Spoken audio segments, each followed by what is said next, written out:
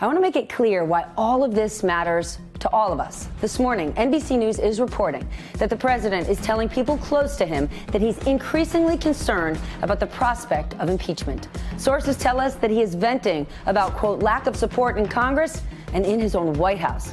And there might be good reason for it. All week long, the president has been trying to explain away payments made to Stormy Daniels and Karen McDougal, two women who have allegedly had extramarital affairs with Donald Trump. We should mention that the president has explicitly denied the affair with Stormy Daniels, and the White House has denied the affair with McDougal on his behalf.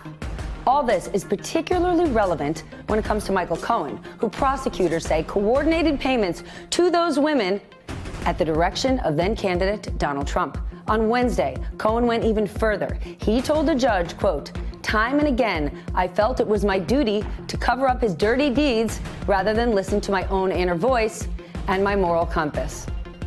My weakness can be characterized as a blind loyalty to Donald Trump, and I was weak for not having the strength to question and to refuse his demands. For this and other crimes, Cohen was sentenced to 3 years behind bars. The key here is that Cohen has said the payments accounted to hush money, specifically designed to prevent the allegations from coming out and influencing the presidential election. This led to charges that Cohen violated campaign finance law and appears to implicate the president in a felony.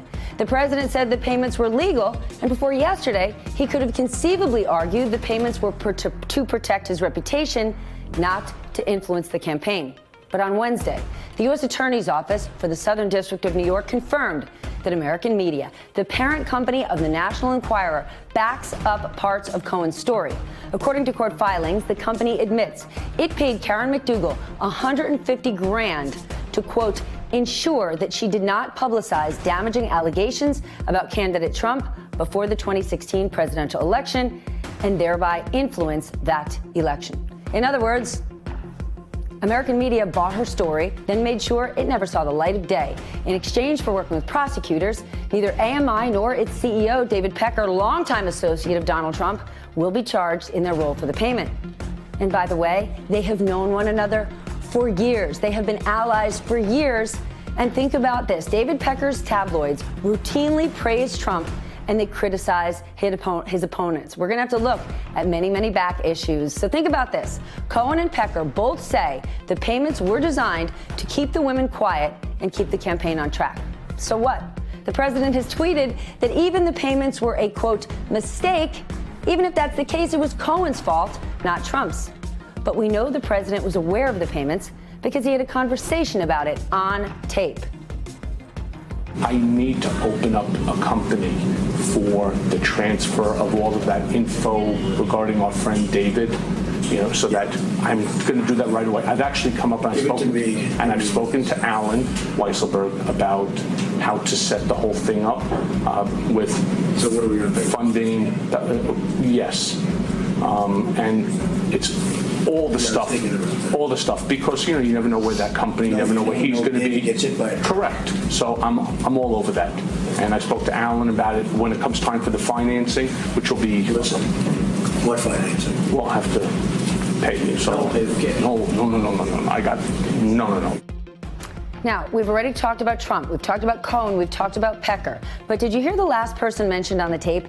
Alan Weisselberg, who Cohen says he spoke to about payments. And if you don't know who Weisselberg is, listen up. He has served as chief financial officer for the Trump Organization for decades. That includes Fred Trump era. Over the summer, he was granted immunity by federal prosecutors so he could help them with the Cohen investigation. Vanity Fair describes him as the most senior person in the organization that is not Trump. He has overseen many of his boss's personal financial dealings, has prepared Trump's tax returns at least through the financial crisis, and is the one guy, people have said this over and over, who knows where all the bodies are buried. So how does all this fit together? A close Trump ally now tells NBC News, quote, the entire question about whether the president committed an impeachable offense now hinges on the testimony of two guys, David Pecker and Alan Weisselberg, who are both cooperating witnesses in the Southern District of New York investigation.